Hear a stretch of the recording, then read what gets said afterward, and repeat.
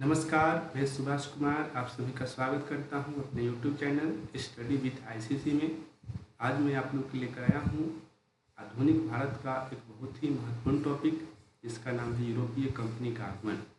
इस टॉपिक से जितने भी MCQ बनते हैं हमने उसको इस वीडियो में शामिल किया है। लगभग 150 MCQ इस वीडियो में है।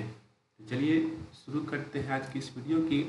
पहला क्वेश्चन ये रहा, उत्तमाशा अंतरिक्ष यानी कि केप ऑफ गुड होप की खोज किसने की? तो राइट आंसर इसका होगा option number D, Bartholomew Diaz.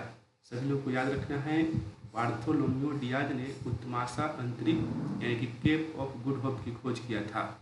Next question है, बार्थोलोम्यू डियाज किस देश का यात्री था? तो याद रखना है, यह पुर्तगाल का यात्री था। सी इस प्रश्न का सही जवाब होगा। नेक्स्ट क्वेश्चन है, बार्थोलोम्यू डियाज ने किस वर्ष उत्तमाशा अंतरिक्ष की खोज की थी?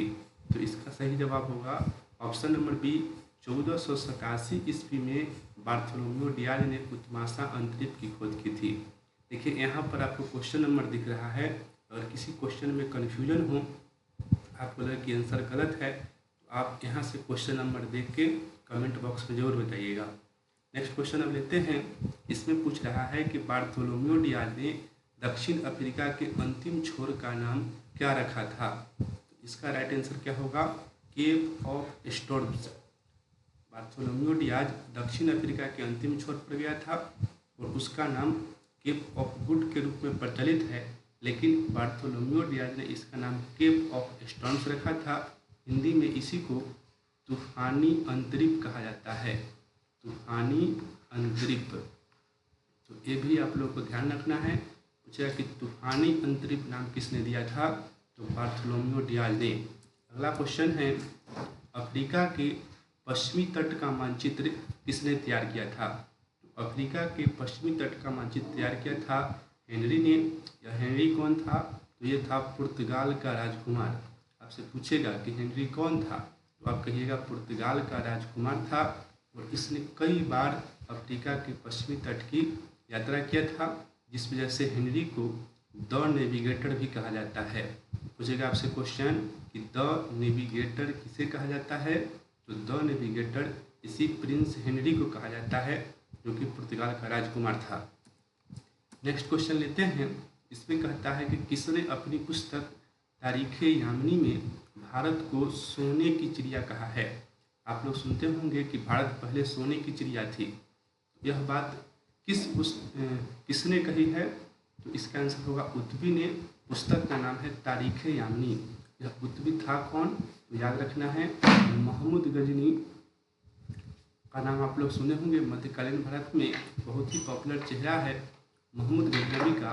यह दरबारी इतिहासकार था। पूछा क्वेश्चन कि महमूद गजनी का दरबारी इतिहासकार कौन था? तो महमूद गजनी का दरबारी इतिहासकार था उत्तवी, और इसने अपनी पुस्तक तारीख यामिनी में भारत को सोने की चिड़िया कहा है। अगला सवाल है, किस देश के यात्री मार्को पोलो ने अपनी पुस्तक the travel of Marco Polo में पूर्व की समृद्धि का वर्णन किया है? तो याद रखना है, इसका सही जवाब होगा ऑप्शन नंबर बी। इटली के यात्री था मार्को पोलो, और इसने पुस्तक लिखा था the travel of Marco Polo. और यह जो है, इसने अपनी पुस्तक में कहा था कि पूर्व जो है बहुत समृद्ध है। पूर्व कहने का मतलब भारत और भारत के अगल बगल के देश जैसे चीन, ये सब देश पूर्व में आते हैं।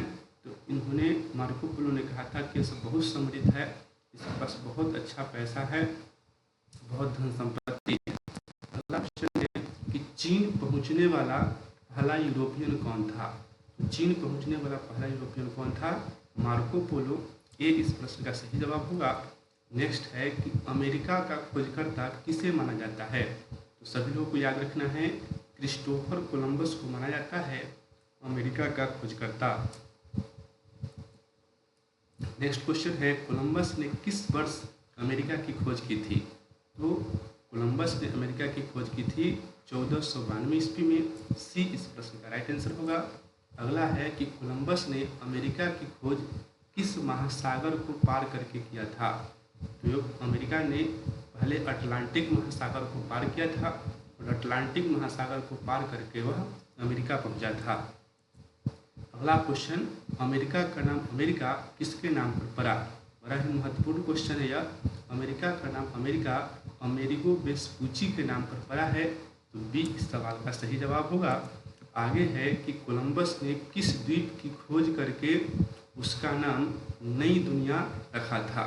तो याद रखना है, कोलंबस ने बहामा द्वीप की खोज किया था। यह अमेरिका के मुख्य भाग तक पहुंचा भी नहीं था, यह सिर्फ बहामा द्वीप की खोज किया था और इसी का नाम क्या रखा था? नई दुनिया रखा था। याद रखना है। नेक्स्ट क्वेश्चन है कि कोलंबस बहामा द्वीप के निवासियों को कहा था? तो कोलंबस जब बहामा द्वीप पहुंचा तो वहाँ पर बहुत सारे लोग दिखाई दिए। इसने बहामा द्वीप के जो मूल निवासी थे उसको रेड इंडियन कह के संबोधित किया, तो सी इस प्रश्न का राइट आंसर होगा। नेक्स्ट है कि किस पुर्तगाली यात्री ने भारत की खोज की थी?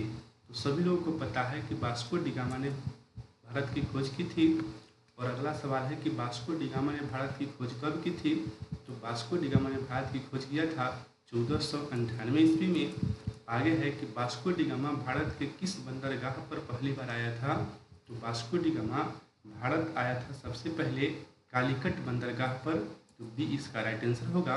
आपको यह भी याद रखना है कि अब कालीकट बंदरगाह का नाम बदल चुका है, इसका नाम हो चुका है अब कोझीकोड बंदरगाह। क्या हो गया है? कोझीकोड बंदरगाह हो गया है। अगर ये क्वेश्चन पूछे कि कोझीकोड बंदरगाह किस तट पर है, तो याद रखना है यह मालाबार तट पर स्थित है। किस तट पर स्थित है? मालाबार तट पर स्थित है कालीकट या फिर कोझीकोड बंदरगाह, जिस पर वास्को डी गामा पहली बार आया था। नेक्स्ट क्वेश्चन है कि वास्को डी गामा ने भारत की यात्रा कितनी बार किया? तो सही जवाब होगा 3 बार। वास्को डी गामा ने भारत की यात्रा 3 बार किया। कब कब? तो पहली बार आपको याद रखना है 1498 में आया था, दूसरी बार आया था 1502 में और तीसरी बार आया था 1524 ईस्वी में। तो आपको याद हो गया वास्को डी गामा भारत कितनी बार आया? 3 बार। पहला बार 1498 में, दूसरा बार 1502 में, तीसरा बार 1524 में। अगला सवाल है कि वास्को डी गामा की समाधि स्थल कहाँ है? तो राइट आंसर होगा कोचीन में। वास्को डी गामा भारत में ही मर गया था। कहाँ मरा था? कोचीन में। और इसकी मृत्यु जो हुई थी वह 1527 ईस्वी में हुई थी। यह भी ध्यान में रखना है आप लोगों को। अगला सवाल लेते हैं। इसमें कहता है कि वास्को डी गामा किस शासक का संरक्षण पाकर भारत खोजने निकला था? तो याद रखिएगा वास्को डी गामा को भेजने वाला जो राजा था वह था इमैनुअल प्रथम। तो पुर्तगाल के शासक था इमैनुअल प्रथम। इसने वास्को डी गामा को भारत खोजने के भेजा था। पूछा कि कब भेजा था? तो याद रखिएगा यह भारत खोजने 1497 ईस्वी में ही निकला था। भारत पहुँचते पहुँचते यह 1498 में आया। 1497 में यह खोजने निकला था और 1498 में भारत पहुँचा था। ये भी आप लोगों को ध्यान रखना है।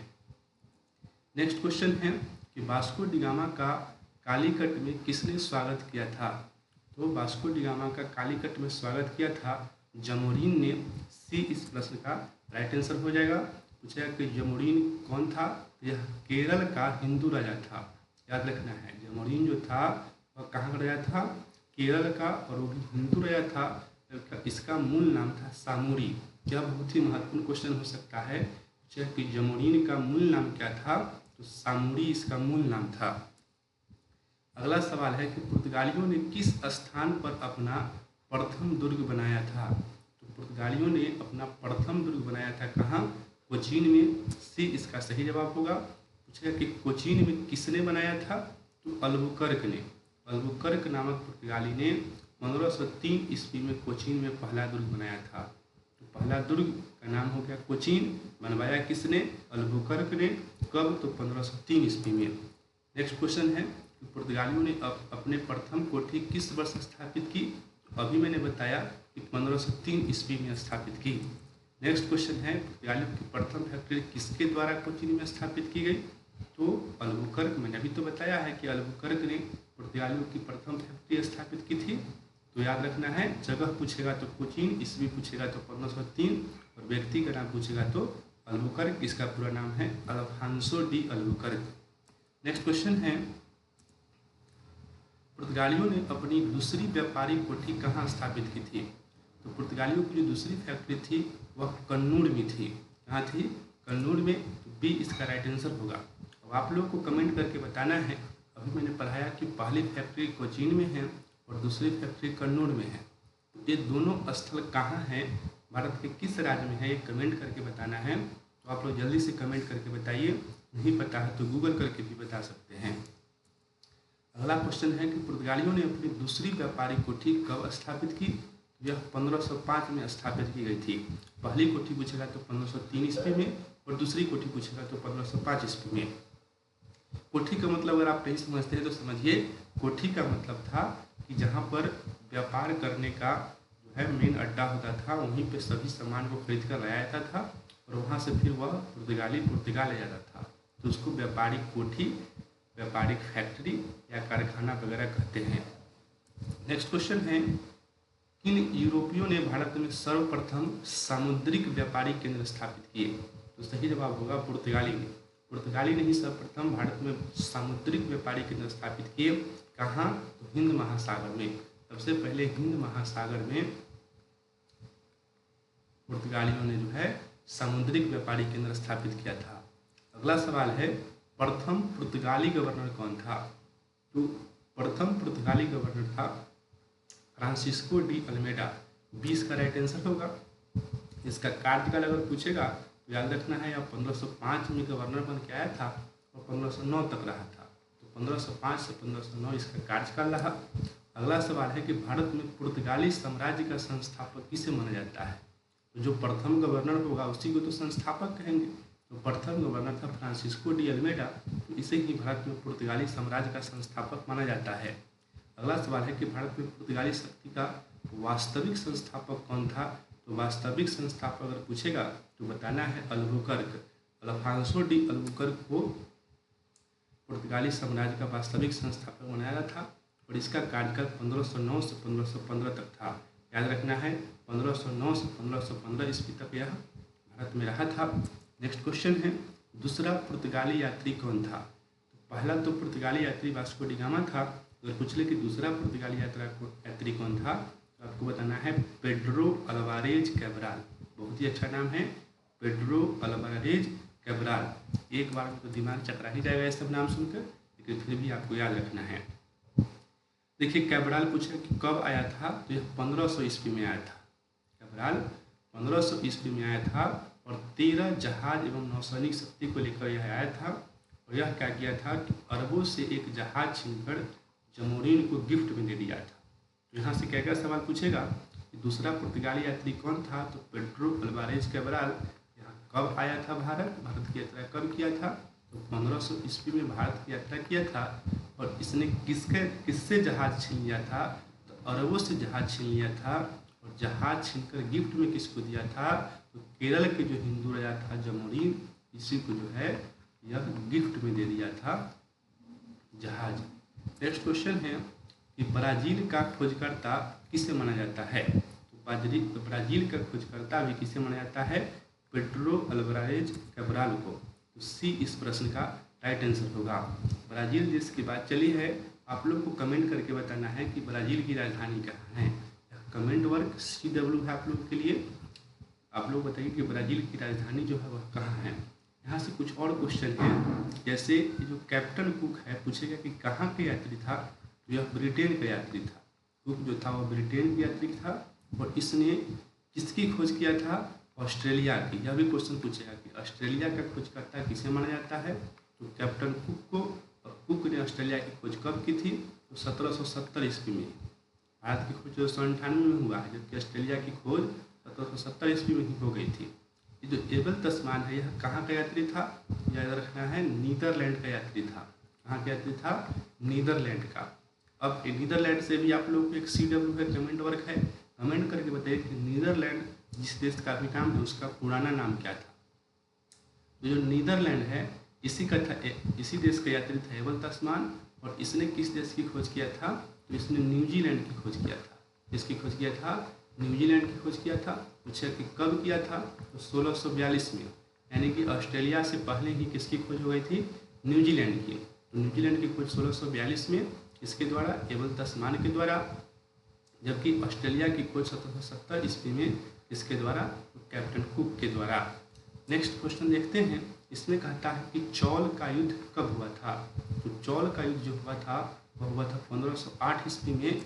बी इस प्रश्न का सही आंसर होगा। चौल का युद्ध बहुत महत्वपूर्ण है। इससे पूछेगा कि किसके किसके बीच हुआ था। एक तरफ से था फ्रांसिस्को डी अल्मेडा, याद रखना है। एक तरफ से कौन था, फ्रांसिस्को डी अल्मेडा, यानी कि पुर्तगाल की ओर से था फ्रांसिस्को डी अल्मेडा।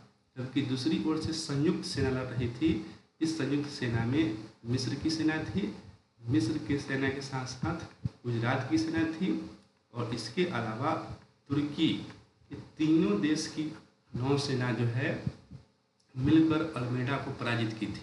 याद रखना है आप लोगों को, मिस्र, गुजरात और तुर्की। ये पूछेगा आपसे क्वेश्चन, कहाँ का नौसेना था। तो मिस्र, गुजरात और तुर्की की नौसेना किससे पराजित किया था, फ्रांसिस्को डी अल्मेडा को। और इसी युद्ध में जो है आपको याद रखना है कि लॉरेंको डी अल्मेडा, लॉरेंको डी अल्मेडा मारा गया था। लॉरेंको डी अल्मेडा कौन था, तो यह फ्रांसिस्को डी अल्मेडा का पुत्र था। तो ये सब क्वेश्चन जो है बहुत महत्वपूर्ण है, आपको ध्यान में रखना है। नेक्स्ट क्वेश्चन है कि द्वीप का युद्ध कब हुआ था। तो अभी तो मैंने बताया कि द्वीप का युद्ध हुआ था 1509 में। देखिए वो था चौल का युद्ध। चौल का युद्ध पूछेगा तो 1508 में, और द्वीप का युद्ध पूछेगा तो 1509 में। समझ में आ गया। और जो द्वीप का युद्ध है इसे द्वितीय चौल का युद्ध कहा जाता है। पूछेगा कि द्वितीय चौल का युद्ध किसे कहा जाता है। तो द्वितीय चौल का युद्ध कहा जाता है द्वीप के युद्ध को। किसको, द्वीप के युद्ध को। ये कब हुआ था, तो ये हुआ था 1509 ईस्वी में। यह भी किसके किसके बीच हुआ था, तो अभी जो मैंने बताया कि अल्मेडा और एक तरफ से संयुक्त नौसेना, मिस्र, तुर्की और गुजरात की संयुक्त नौसेना इस बार भी थी, लेकिन इस बार पासा पलट गया था और फ्रांसिस्को डी अल्मेडा ने संयुक्त नौसेना को हरा दिया था।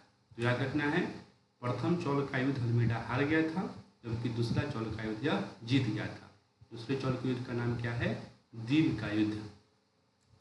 नेक्स्ट है कि सागर का स्वामी किसे कहा जाता था। सागर का स्वामी पुर्तगालियों को कहा जाता था।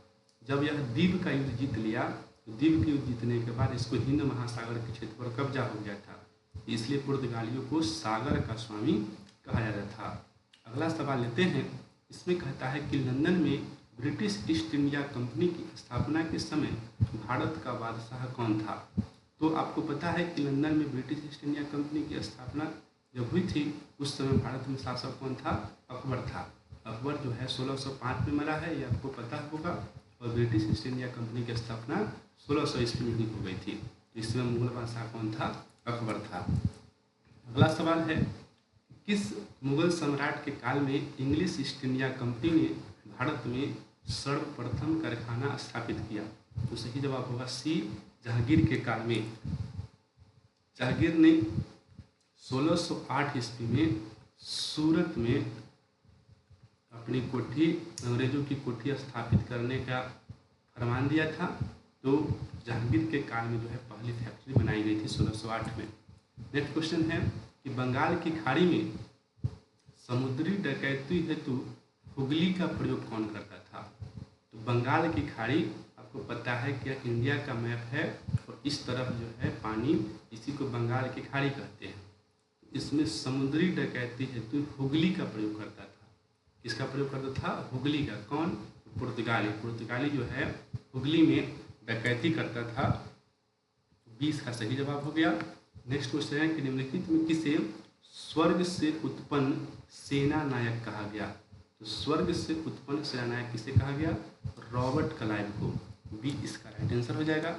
अगला सवाल है कि किसने क्लाइव को स्वर्ण से उत्पन्न सेना नायक कहा है। तो विलियम पिट, जो कि ब्रिटेन का प्रधानमंत्री था, उसने कहा था कि क्लाइव जो है वह स्वर्ण से उत्पन्न सेना नायक है। नेक्स्ट क्वेश्चन है कि पलासी का युद्ध मैदान कहाँ स्थित है। तो पलासी का जो युद्ध का मैदान है पश्चिम बंगाल में स्थित है। डी इसका राइट आंसर होगा।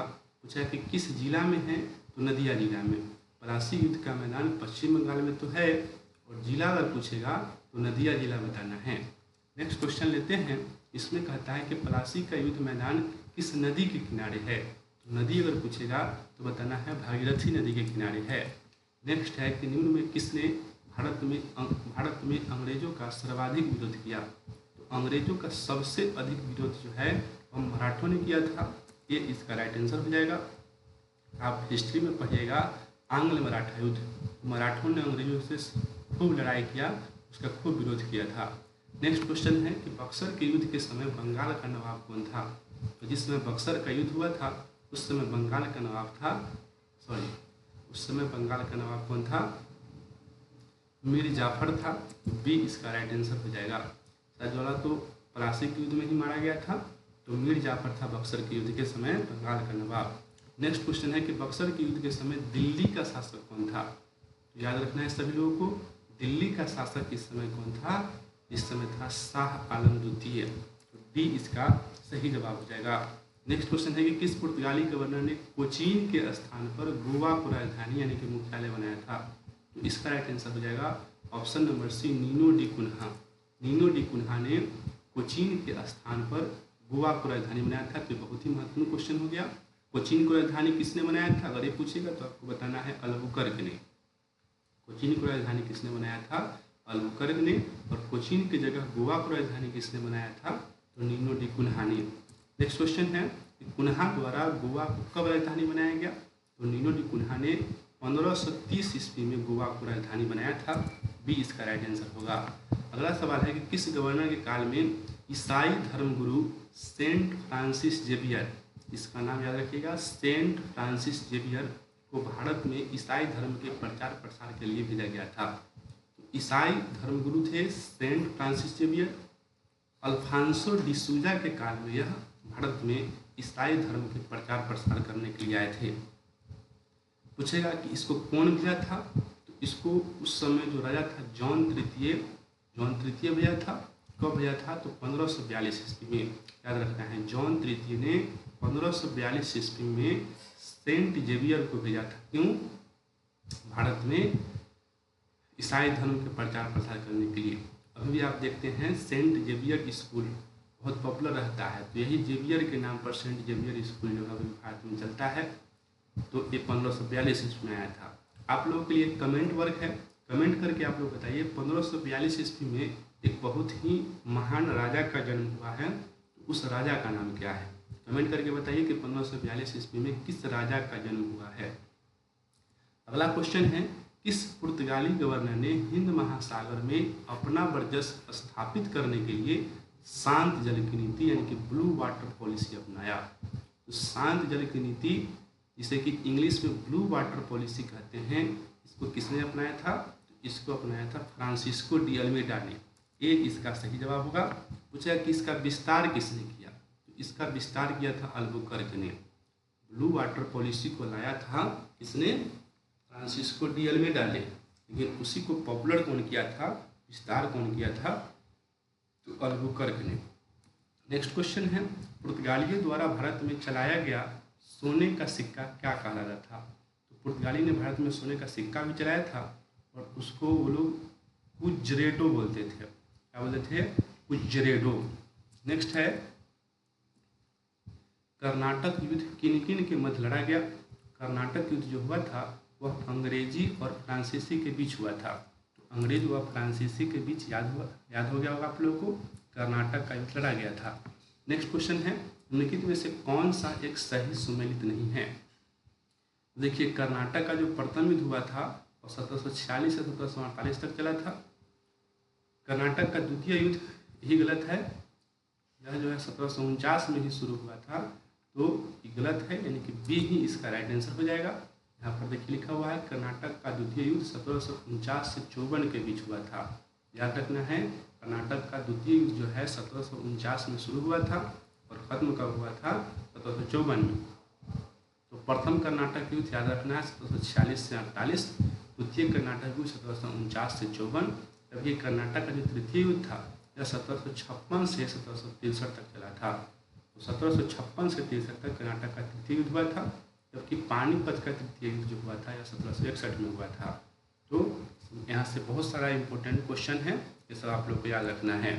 नेक्स्ट है कि प्रथम कर्नाटक युद्ध समाप्त हुआ था। तो प्रथम कर्नाटक युद्ध जो था वह एला सापेल की संधि द्वारा समाप्त हुआ था। आप लोग को याद रखना है, पूछेगा आपसे क्वेश्चन कि प्रथम कर्नाटक युद्ध किस संधि की तहत समाप्त हुआ था। एला सापेल की संधि के तहत। और एला सापेल की संधि कब हुई थी? ये हुई थी 1748 ईस्वी में। देखिए, जिस वर्ष युद्ध का अंत होगा उसी वर्ष जो है संधि की जाएगी, तो इसको ध्यान में रखना है। 1746 से 48 प्रथम युद्ध हुआ था, तो 48 ईस्वी में यह समाप्त हुआ। और क्वेश्चन पूछेगा कि पांडिचेरी की संधि के तहत जो कि 1755 में हुआ था, कौन सा युद्ध समाप्त हुआ था? आपको याद रखना है द्वितीय कर्नाटक युद्ध। पूछेगा आपसे क्वेश्चन, द्वितीय कर्नाटक युद्ध जो था वह किस संधि के तहत समाप्त हुआ था? तो पांडिचेरी की संधि के तहत। यह संधि कब हुई थी? 1755 में। जबकि जो पेरिस की संधि है जो कि 1763 ईस्वी में हुई है, इसके द्वारा तृतीय कर्नाटक युद्ध समाप्त हुआ। तृतीय कर्नाटक युद्ध, तो ये सब आप लोग को याद रखना है। तृतीय कर्नाटक युद्ध पेरिस की संधि के तहत 1763 ईस्वी में समाप्त हुआ था। यही सब बात यहाँ लिखा हुआ है। नेक्स्ट क्वेश्चन की तरफ चलते हैं। इसमें कहता है कि प्रथम कर्नाटक युद्ध का तात्कालिक कारण क्या था? तो प्रथम कर्नाटक युद्ध जो हुआ था वह तो भारत में था, लेकिन यह ऑस्ट्रिया का उत्तराधिकार युद्ध से संबंधित था। ऑस्ट्रिया जो है एक देश, उसमें उत्तराधिकार की लड़ाई चल रही थी और उसी का परिणाम हुआ कि भारत में अंग्रेज और फ्रांसीसी भिड़ गए। इसका आंसर हो जाएगा ए। नेक्स्ट है कि बांडीवास के युद्ध में कब अंग्रेजों ने फ्रांसीसियों को पराजित किया था? तो बांडीवास का युद्ध बहुत ही महत्वपूर्ण युद्ध है, क्योंकि इस युद्ध के बाद अंग्रेजों ने फ्रांसीसियों को भारत में पूरी तरह से समाप्त कर दिया। यह युद्ध जो हुई थी यह 22 जनवरी 1760 को हुई थी। कब हुई थी? 22 जनवरी 1760 को। 1760 को जोड़े याद रखिएगा, अगर दिमाग अलाउ करे तो 22 जनवरी को भी याद कर दीजिएगा। अगला सवाल है, बांडीवास के युद्ध में अंग्रेजी सेना का नेतृत्व किसने किया? तो बांडीवास के युद्ध जो हो रहा था उसमें अंग्रेजी सेना का नेतृत्व कर रहे थे सर एयरकूट। सी इसका राइट आंसर। नेक्स्ट है कि बांडीवास के युद्ध में फ्रांसीसी सेना का नेतृत्व किसने किया? तो इसमें फ्रांसीसी सेना का नेतृत्व किया था काउंट लाली ने। और अगला सवाल है कि डच ईस्ट इंडिया कंपनी ने किस वर्ष अपनी फैक्ट्री पटना में स्थापित की थी? तो डच ईस्ट इंडिया कंपनी ने अपनी फैक्ट्री जो है पटना में स्थापित किया था 1632 में। यहाँ पटना पूछा जा रहा है, प्रथम कारखाना नहीं है, यह पटना वाला कारखाना है। यह बीपीएससी में पूछा गया क्वेश्चन है। 1632 ईस्वी में जो है स्थापित किया गया था डचों द्वारा। नेक्स्ट क्वेश्चन है कि उस क्षेत्र का पहचान करें जहाँ से यूरोपवासी को सर्वोत्तम सोरा और अफीम प्राप्त होता था। यह क्वेश्चन में बीपीएससी में पूछा है। सबसे अधिक सोरा और अफीम का उत्पादन जो है बिहार राज्य से किया जाता था। ये इसका राइट आंसर होगा। अगला सवाल है कि डच ईस्ट इंडिया कंपनी की स्थापना कब हुई? तो डच ईस्ट इंडिया कंपनी की जो स्थापना हुई थी 1602 में हुई थी। नेक्स्ट है कि डचों ने भारत में पहली फैक्ट्री कहाँ स्थापित की थी? तो डचों ने अपनी पहली फैक्ट्री स्थापित किया था कहाँ? याद रखना है मसूलीपट्टनम में। सी इसका राइट आंसर हो जाएगा। किसके द्वारा यह फैक्ट्री स्थापित की गई थी? तो वादेर हेग के द्वारा। व्यक्ति का नाम है वादेर हेग। इसने कि डचों की पहली फैक्ट्री कहाँ स्थापित किया था? मसूलीपट्टनम में। अगला सवाल है कि डचों ने अपनी पहली फैक्ट्री मसूलीपट्टनम में कब स्थापित की थी? मसूलीपट्टनम में तो डचों ने पहली फैक्ट्री स्थापित की थी, लेकिन ये पूछ रहा है कि कब स्थापित की थी। तो इसका राइट आंसर हो जाएगा ऑप्शन नंबर सी 1605 में। डचों का आगमन हुआ 1602 में, यानी कि डच ईस्ट इंडिया कंपनी की स्थापना 1602 में हुई, लेकिन पहली फैक्ट्री जो मसूलीपट्टनम में बनी वह 1605 में बनी। इसके द्वारा अभी तो हम लोग पढ़े हैं वादेर हेग के द्वारा। वादेर हेग ने पहली फैक्ट्री मसूलीपट्टनम में स्थापित की थी। नेक्स्ट क्वेश्चन, बेदरा का युद्ध अंग्रेजों एवं डचों के बीच कब हुआ? तो बेदरा का युद्ध जो हुआ था वह 1759 में हुआ था। डी इसका राइट आंसर हुआ। और इस युद्ध के बाद जो है डचों का भारत में पतन हो गया। तो आपको याद रखना है, डचों का पतन पूछेगा कि किस युद्ध में हुआ? तो डचों का जो पतन हुआ था वह बेदरा के युद्ध में हुआ था। किस युद्ध में? बेदरा के युद्ध में। जबकि फ्रांसीसियों का पतन अगर पूछेगा कि फ्रांसीसियों का पतन किस युद्ध में हुआ, तो फ्रांसीसियों का पतन जो हुआ था वह हुआ था वांडीवास के युद्ध में। किस युद्ध में? वांडीवास के युद्ध में। तो ये सब ध्यान में रखना है आप लोगों को। फ्रांसीसी ईस्ट इंडिया कंपनी की स्थापना कब हुई है? ये हुई है 1664 में। नेक्स्ट है, यहाँ पर थोड़ा सा नाम का जिक्र है कि फ्रांसीसी ईस्ट इंडिया कंपनी जो थी इसका नाम था देश इंडेस ओरिएंटलेस। याद रखना है, पूछेगा कि फ्रांसीसी ईस्ट इंडिया कंपनी ने अपना नाम क्या रखा था? इसका नाम था देश इंडेस ओरिएंटलेस। नेक्स्ट है, फ्रांसीसी ईस्ट इंडिया कंपनी स्थापित हुई थी। तो फ्रांसीसी ईस्ट इंडिया कंपनी जो थी वह लुई 14वां के शासनकाल में स्थापित हुई थी। ए इसका राइट आंसर हो जाएगा। नेक्स्ट क्वेश्चन है, निम्नलिखित में से किसे भारत में फ्रांसीसी कंपनी का संस्थापक माना जाता है? तो फ्रांसीसी कंपनी का संस्थापक माना जाता है कॉलबर्ट को। सी इसका राइट आंसर होगा। कि कॉलबर्ट कौन है? यह लुई 14वां का मंत्री था। लुई 14वां के मंत्री कॉलबर्ट ने भारत में आकर फ्रांसीसी ईस्ट इंडिया कंपनी की स्थापना की थी। अगला सवाल है कि भारत में सर्वप्रथम प्रिंटिंग प्रेस की शुरुआत किसके द्वारा किया गया? भारत में सबसे पहले प्रिंटिंग प्रेस की शुरुआत जो की गई थी वह पुर्तगालियों के द्वारा की गई थी। ये इसका राइट आंसर होगा। और इसमें पूछ रहा है कि पुर्तगालियों ने सर्वप्रथम भारत में कहाँ और कब प्रिंटिंग प्रेस की शुरुआत की? आपको याद रखना है, पुर्तगालियों ने गोवा में 1556 ईस्वी में सर्वप्रथम भारत में प्रिंटिंग प्रेस की शुरुआत की थी। प्रिंटिंग प्रेस जो भी चलता है यह सबसे पहले पुर्तगालियों ने भारत में लाया। कब लाया? 1556 में। और किस स्थान पर? तो गोवा में। अगला सवाल है, इसमें पूछ रहा है कि ब्रिटिश ईस्ट इंडिया कंपनी की स्थापना कब हुई? तो ब्रिटिश ईस्ट इंडिया कंपनी की स्थापना जो है वह 1600 ईस्वी में मानी जाती है। डेट के साथ अगर पूछ ले तो 31 दिसंबर आप लोग को याद रखना है। 31 दिसंबर 1600 ईस्वी को ब्रिटिश ईस्ट इंडिया कंपनी की स्थापना हुई थी।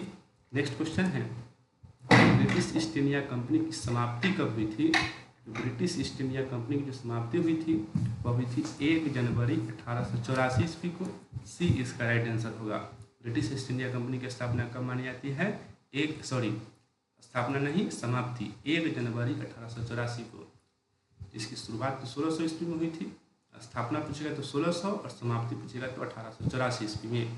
नेक्स्ट क्वेश्चन है, ब्रिटिश ईस्ट इंडिया कंपनी को भारत एवं अन्य पूर्वी देशों के साथ व्यापार करने का एकाधिकार किसने प्रदान किया था?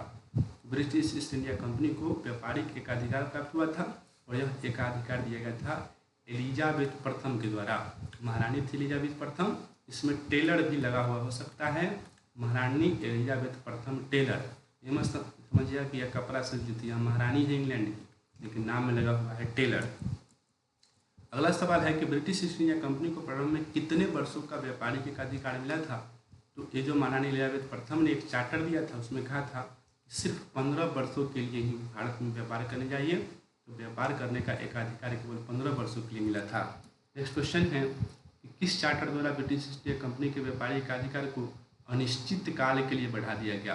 अभी तो हमने कहा कि 15 वर्षों के लिए मिला था व्यापारिक एकाधिकार, लेकिन फिर 1609 में एक चार्टर पास किया गया था, नवीन चार्टर, और इसमें कहा गया कि अब अनिश्चित काल के लिए British east India company Bharat में व्यापार कर सकती है। तो सी इसका राइट आंसर हो गया। नेक्स्ट है कि किस चार्टर द्वारा ब्रिटिश ईस्ट इंडिया कंपनी के व्यापारिक एकाधिकार को समाप्त कर दिया गया? तो व्यापारिक एकाधिकार को समाप्त कर दिया गया था 1813 के चार्टर के द्वारा। तो बी इसका राइट आंसर हो जाएगा। आप लोग को याद रखना है, व्यापारिक एकाधिकार मिला था 1600 ईस्वी में, इसको अनिश्चित काल के लिए बढ़ा दिया 1609 ईस्वी में, और इसको समाप्त कर दिया गया 1813 ईस्वी में। ध्यान रखिएगा, यह व्यापारिक अधिकार नहीं, व्यापारिक एकाधिकार की बात हो रही है। एकाधिकार के मतलब कि अब केवल ब्रिटिश ईस्ट इंडिया कंपनी ही भारत में व्यापार करने आएगी, कोई और कंपनी ब्रिटेन से नहीं आएगी। नेक्स्ट है कि किस चार्टर द्वारा ब्रिटिश ईस्ट इंडिया कंपनी के व्यापारिक अधिकार को पूर्णतः समाप्त कर दिया गया था? तो इसका राइट आंसर होगा 1833 के चार्टर के द्वारा। 1833 ईस्वी में जो चार्टर पास हुआ था उसमें कहा गया था कि अब कंपनी भारत में व्यापार करेगी नहीं, केवल प्रशासन करेगी। तो कंपनी को 1833 के चार्टर द्वारा प्रशासन का अधिकार दिया गया, व्यापार का अधिकार खत्म कर दिया गया। नेक्स्ट क्वेश्चन है कि किस वर्ष ब्रिटिश ईस्ट इंडिया कंपनी के प्रशासनिक अधिकार को भी समाप्त कर दिया गया? तो ये पूछेगा कि प्रशासनिक अधिकार को भी कब समाप्त कर दिया गया? तो 1858 में। 1857 की क्रांति के बाद ब्रिटिश ईस्ट इंडिया कंपनी के प्रशासनिक अधिकार को भी खत्म कर दिया गया था। नेक्स्ट क्वेश्चन है कि मुगल दरबार में आने वाला प्रथम अंग्रेज कौन था? तो मुगल दरबार में सबसे पहले कौन आया था? Captain Hawkins. बी इसका राइट आंसर होगा। पूछेगा कि कब आया था मुगल दरबार में, 1609 ईस्वी में। नेक्स्ट क्वेश्चन कि हॉकिंस किसके दरबार में उपस्थित हुआ था, तो हॉकिंस जो है वह जहांगीर के दरबार में उपस्थित हुआ था, बी इसका सही जवाब होगा। और पूछा कि किस दरबार में, तो आगरा दरबार में।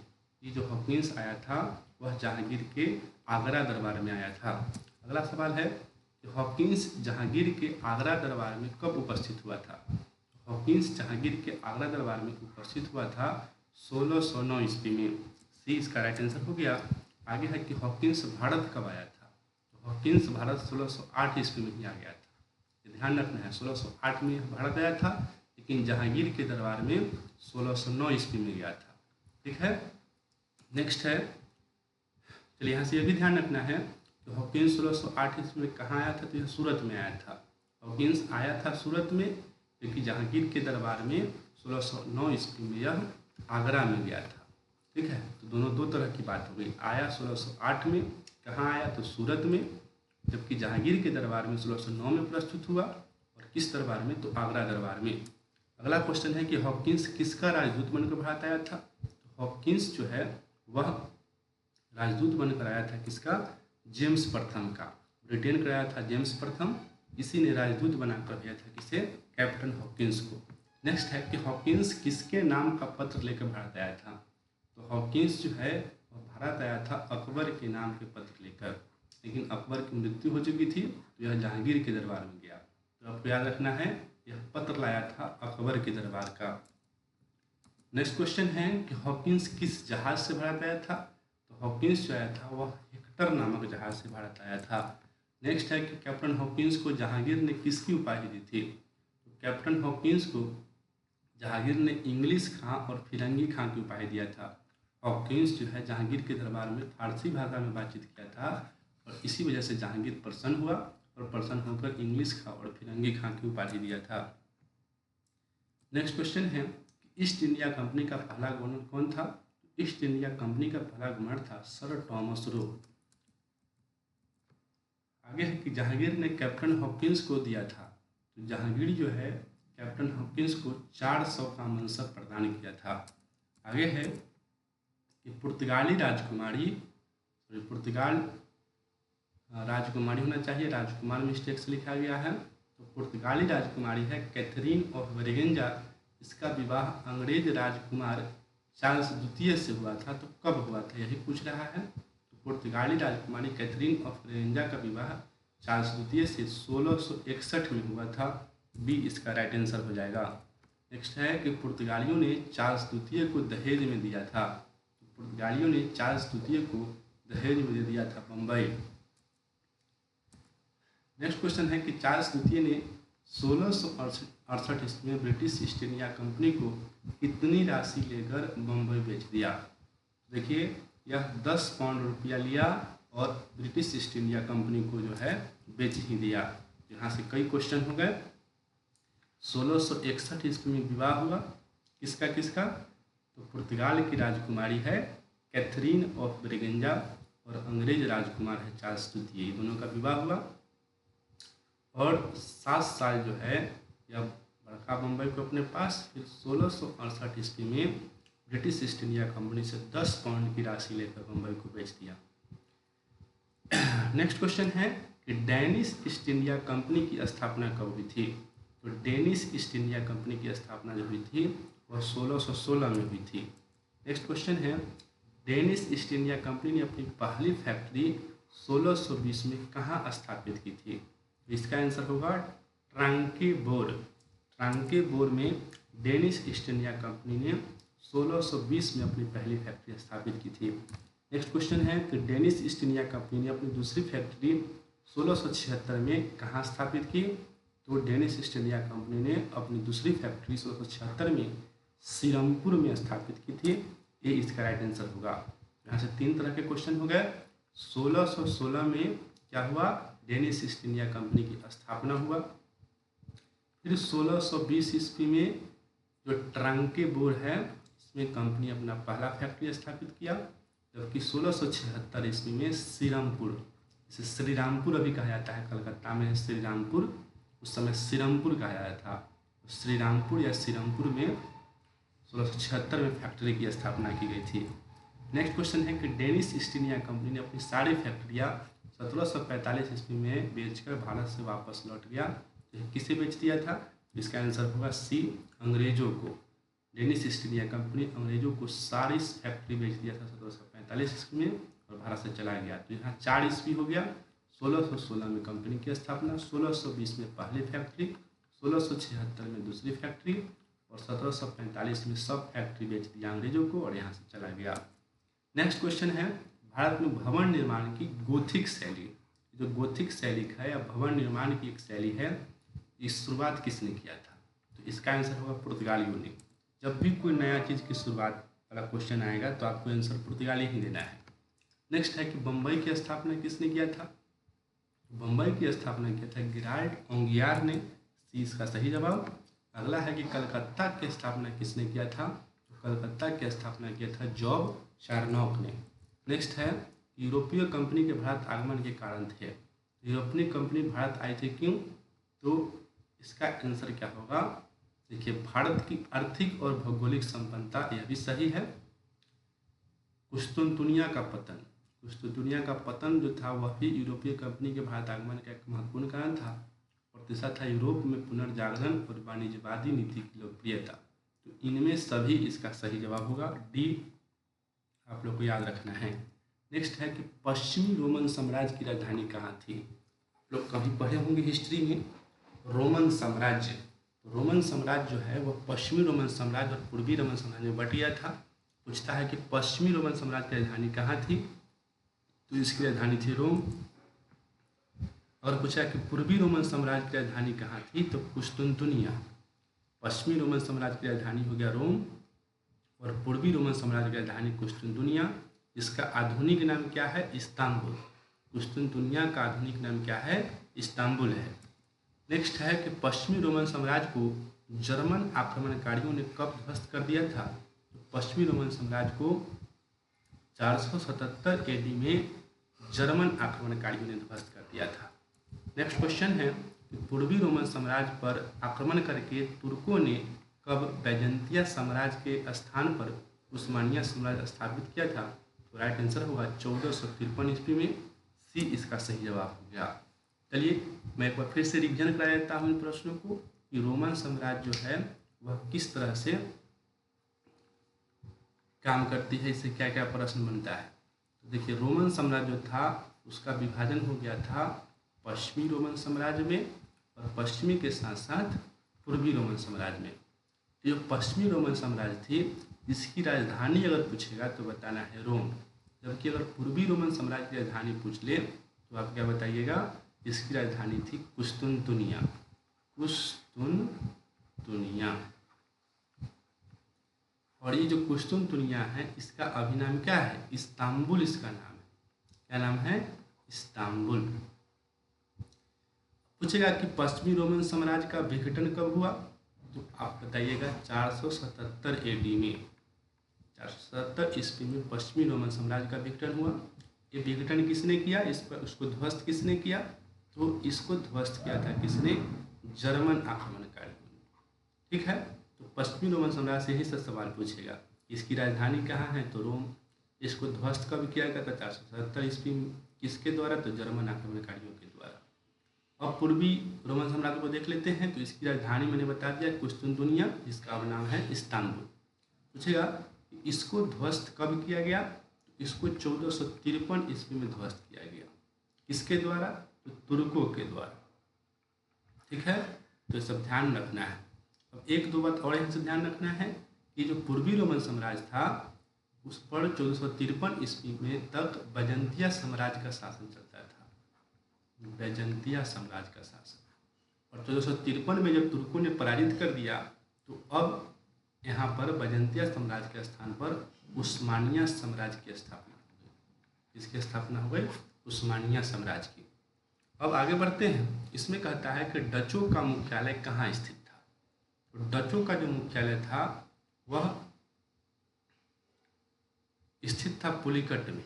सी इसका सही जवाब होगा। देखिए, यहाँ मुख्यालय पूछ रहा है, फैक्ट्री नहीं पूछ रहा है। प्रथम फैक्ट्री अगर पूछेगा तो मछलीपट्टनम बताना है। डचों की प्रथम फैक्ट्री जो थी वो कहाँ थी? मछलीपट्टनम में थी। ठीक है। दूसरी फैक्ट्री अगर पूछेगा तो निजामपट्टनम। दूसरी फैक्ट्री कहाँ थी? तो ये थी निजामपट्टनम में। लेकिन मुख्यालय पूछेगा तो बताना है पुलिकट में। यह 3 तरह का सवाल हो गया। प्रथम फैक्ट्री मछलीपट्टनम, दूसरी फैक्ट्री निजामपट्टनम, जबकि मुख्यालय पुलिकट। किसकी? डचों की। अगला सवाल है कि डचों ने अपना पहला स्वर्ण सिक्का पैगोडा कहाँ डाला था? तो देखिए, डच जो है स्वर्ण सिक्का ढाला था जिसका नाम था पैगोडा। जैसे पुर्तगाली का था कुजरेडो, उसी डचों का क्या था? पैगोडा। तो ढाला था कहाँ? तो ये पुलिकट में ही ढाला था। तो सी इसका सही जवाब हो जाएगा। नेक्स्ट है कि किस एक्ट के द्वारा ब्रिटिश कंपनी का नाम ब्रिटिश ईस्ट इंडिया कंपनी रखा गया? तो देखिए, जो ब्रिटिश ईस्ट इंडिया कंपनी हम लोग कहते हैं, इसका नाम रखा गया था 1833 के चार्टर एक्ट के द्वारा। संविधान में इसको आप लोग पढ़िएगा बढ़िया से। नेक्स्ट है कि अंग्रेजों ने कब बंगाल के सुल्तानुती, कलिकत्ता एवं गोविंदपुर की जमींदारी 1200 रुपये भुगतान करके प्राप्त कर ली थी?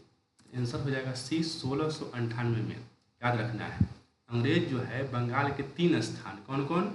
सुल्तानुती, कलिकत्ता जिसको अभी कलकत्ता बोलते हैं, कोलकाता बोलते हैं, और गोविंदपुर, ये तीनों बंगाल का क्षेत्र था।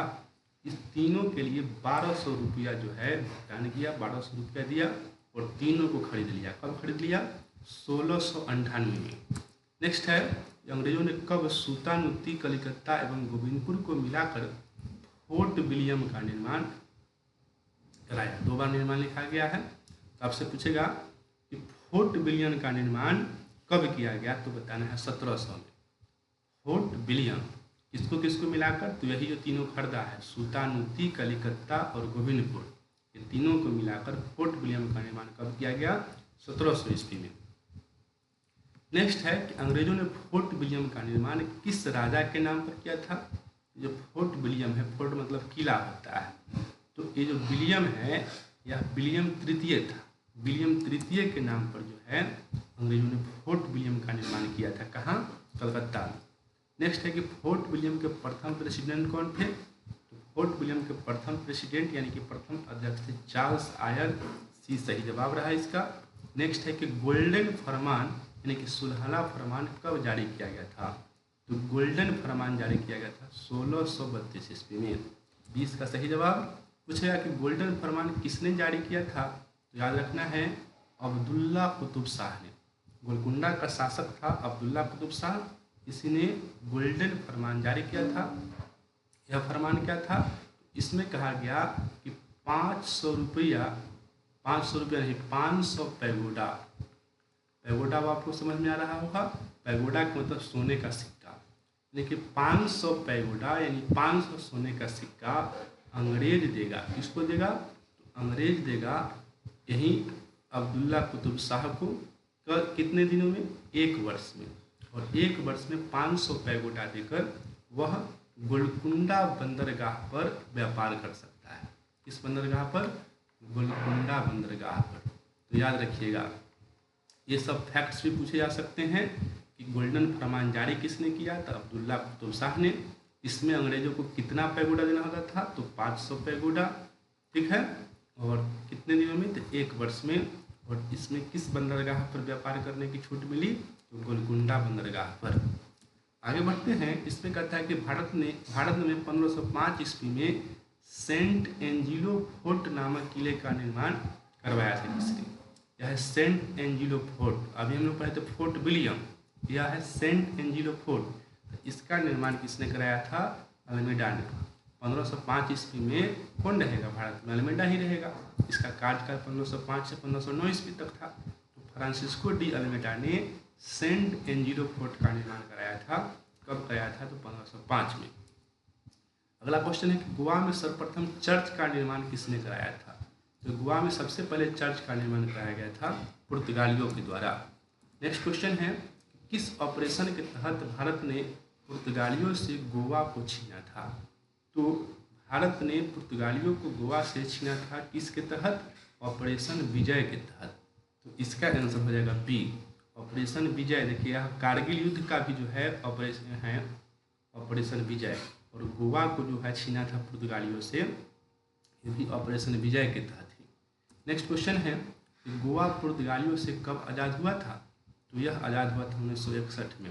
अभी जो हम लोग ऑपरेशन विजय देख रहे थे, ऑपरेशन विजय के तहत गोवा पुर्तगालियों से आज़ाद हुआ था 1961 में। और आपको ध्यान में रखना है कि उस समय यह केंद्र शासित प्रदेश था, राज्य नहीं था। क्या था?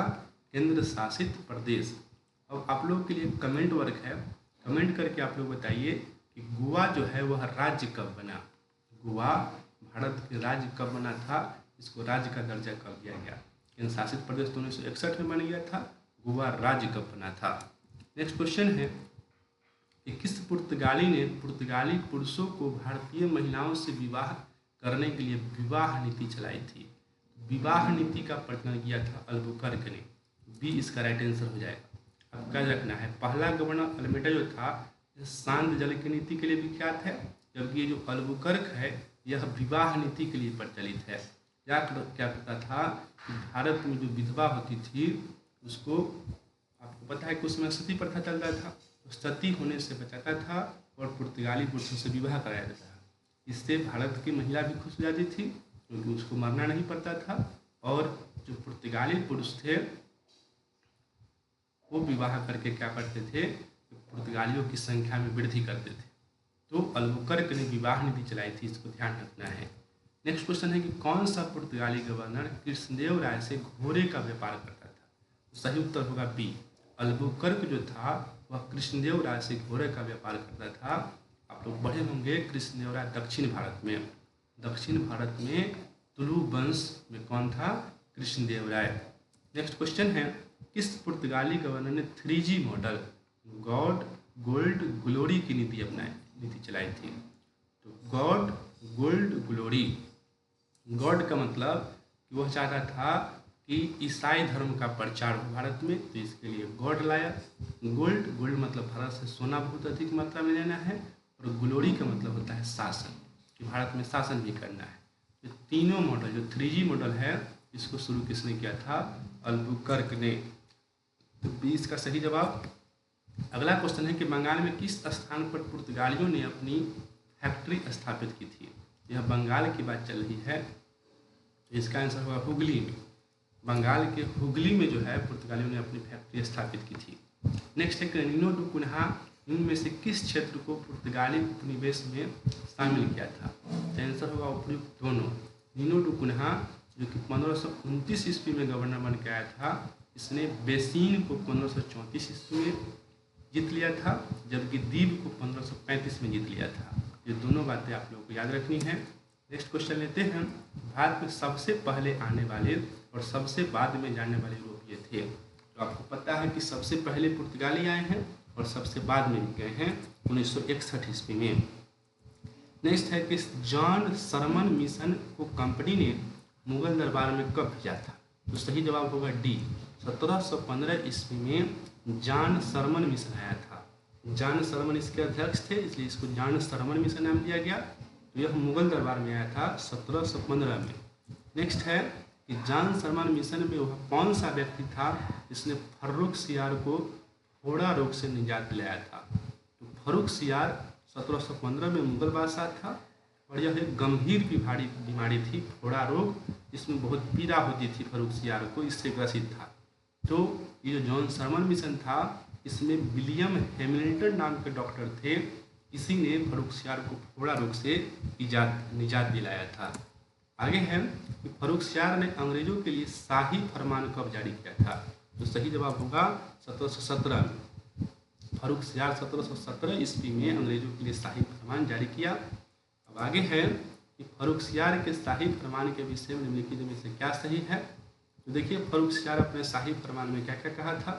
इसने कहा था कि 30,000 रुपया वार्षिक कर के बदले कंपनी बंगाल में कर मुक्त व्यापार कर सकती थी।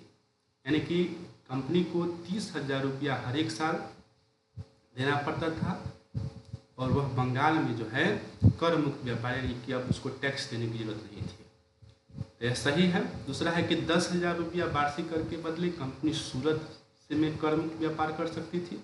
तो ये भी सही है, 10,000 रुपया लेकर सूरत में कर मुक्त व्यापार करने की छूट दी गई। तीसरा कि बम्बई में कंपनी द्वारा ढाले गए सिक्कों को संपूर्ण मुगल राज में चलाने की आज्ञा मिली। यह भी सही है, यानी कि इनमें सभी सत्य है। इसका सही जवाब होगा डी। तो फर्रुख सियार और जॉन सरमन मिशन से ढेर सारा क्वेश्चन हो गया, एक बार रिवीजन कर लीजिए। पूछेगा कि जॉन सरमन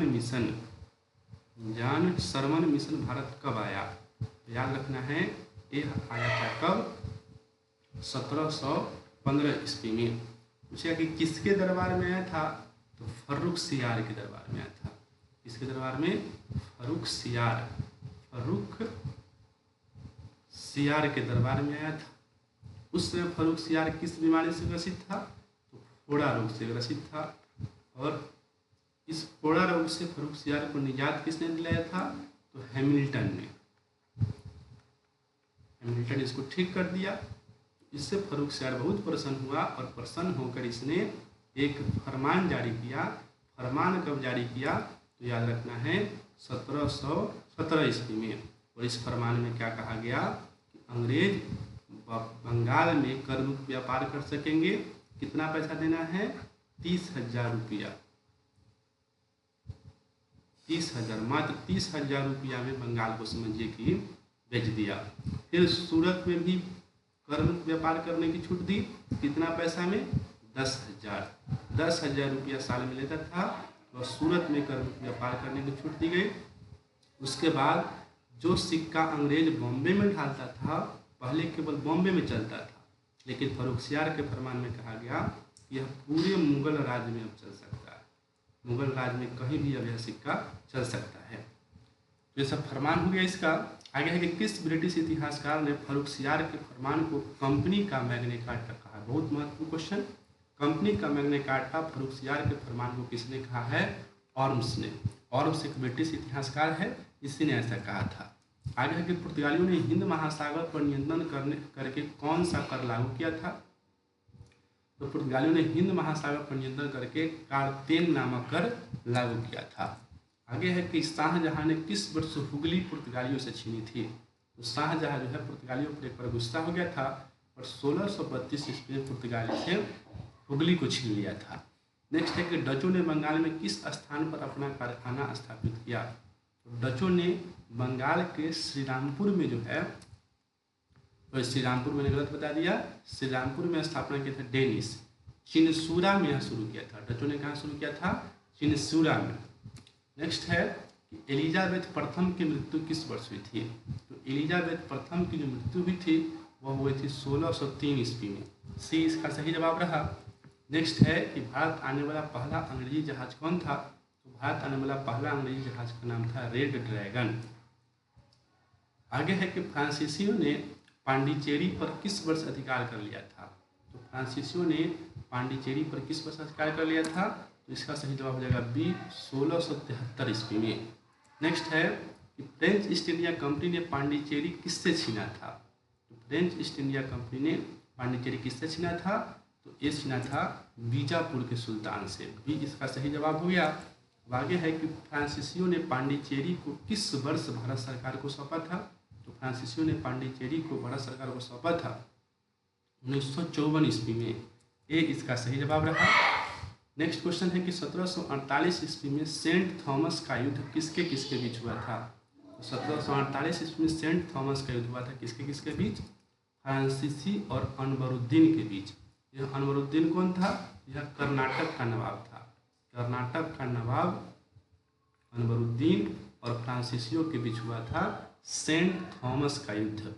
आगे है कर्नाटक के तृतीय युद्ध का तत्कालिक कारण क्या था? प्रथम युद्ध का तत्कालिक कारण तो ऑस्ट्रेलिया का उत्तराधिकार युद्ध था।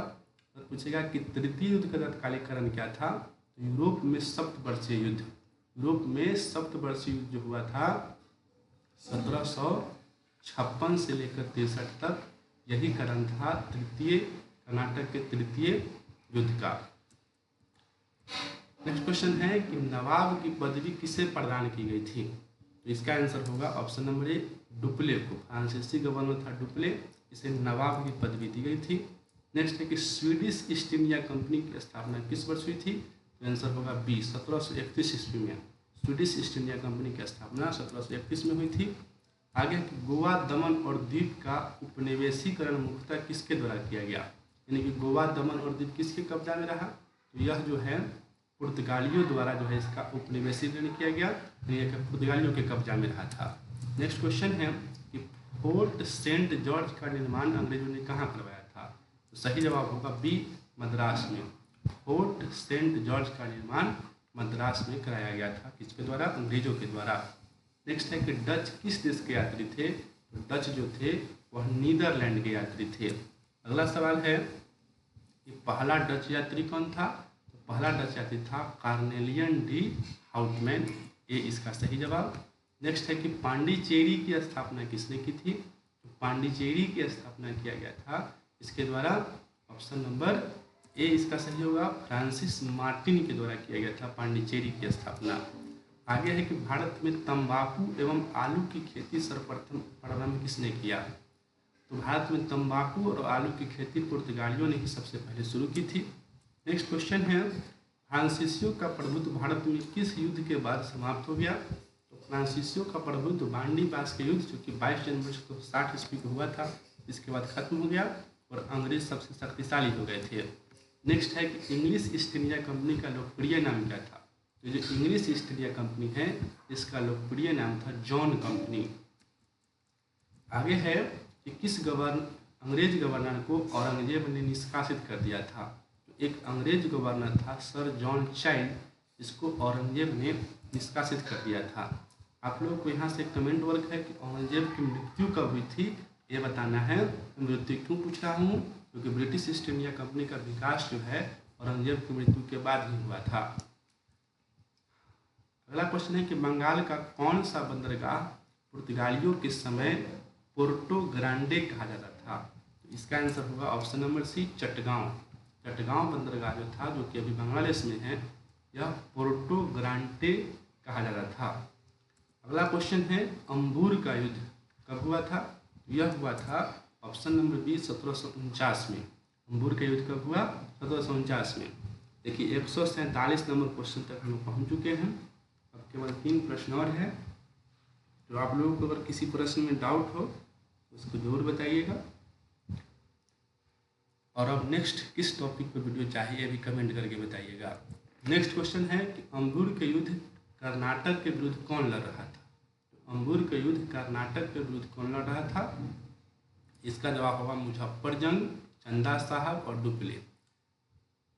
एक उपयुक्त तीनों की संयुक्त सेना इसमें लड़ रही थी। नेक्स्ट है कि अंबूर के युद्ध में कौन पराजित हुआ और मारा गया, आंसर होगा अनवरुद्दीन।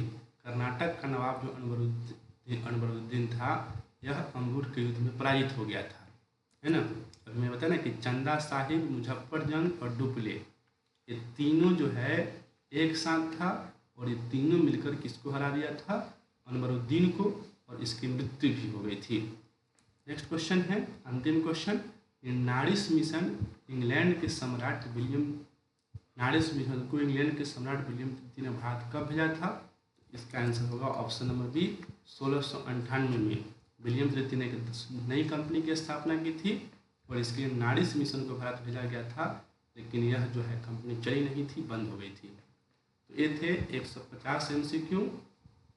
आपको ये सब प्रश्न में बहुत सारा नया क्वेश्चन सीखने को मिला होगा, बहुत सारे प्रश्नों का रिवीजन हुआ होगा। तो वीडियो कैसा लगा कमेंट में जरूर बताइएगा, वीडियो को शेयर कीजिएगा और सब्सक्राइब भी कीजिएगा। तो चलिए इस वीडियो को यहीं पे ख़त्म करते हैं।